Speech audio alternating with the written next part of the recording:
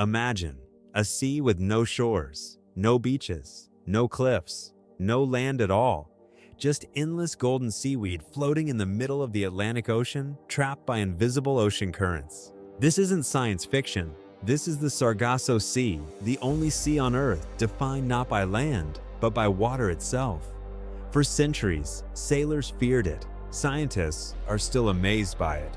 And today, it's changing faster than we can understand. What was once a mysterious golden world is becoming something entirely new.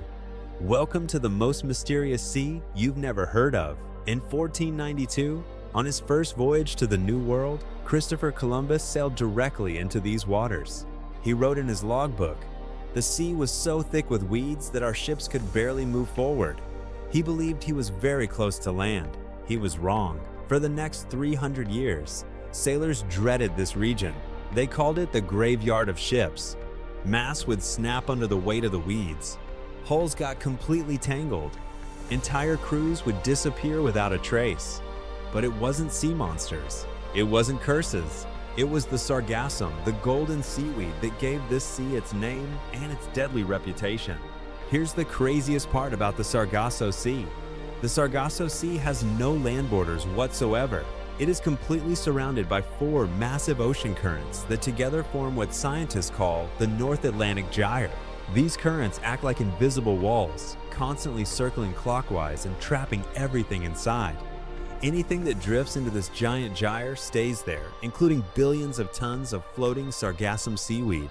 The currents keep the water and the weeds spinning in one giant, slow-moving vortex. It's the only sea in the world defined purely by ocean currents, a floating, golden world spinning quietly in the middle of the Atlantic. Those beautiful golden weeds you see floating on the surface aren't just decoration. Sargassum is a complete, living ecosystem all by itself. It creates huge floating islands that drift in the open ocean, islands that support hundreds of species found nowhere else on Earth. Tiny shrimp, unique crabs, and specially adapted fish hide deep inside the weeds for protection. Sea turtles use these floating forests as nurseries for their young. Even baby fish find shelter here before heading out into the vast open ocean. It's like a giant floating rainforest in the middle of the open ocean, a complete world that exists only because of these golden weeds. Every single European and American eel on Earth begins its life in one single place. Adult eels swim thousands of miles from rivers across Europe and North America, all the way to the Sargasso Sea, just to spawn. Once they lay their eggs, the adults die. From those eggs hatch tiny, transparent larvae, almost invisible. These tiny larvae then ride the ocean currents back home. The journey can take up to 3 years. When they finally reach the coast, they transform into glass eels and then yellow eels, swimming up rivers to live for 10 to 50 years. Scientists still don't fully understand how these eels navigate thousands of miles, with no map, no compass, and no experience. It remains one of nature's greatest mysteries. Over the centuries, the Sargasso Sea became the very heart of one of the world's most famous legends. Ships vanished without a trace. Compasses spun wildly. Planes lost radio contact and disappeared. The Sargasso Sea was blamed for it all. But the real reason was much simpler. The Sargasso Sea is famously calm, with very little wind. Sailing ships could become completely trapped for weeks in the thick mats of seaweed.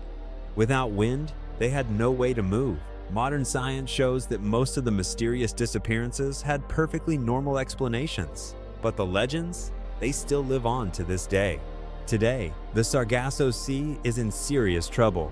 Massive blooms of sargassum are exploding in size and washing up on beaches from Florida all the way to West Africa.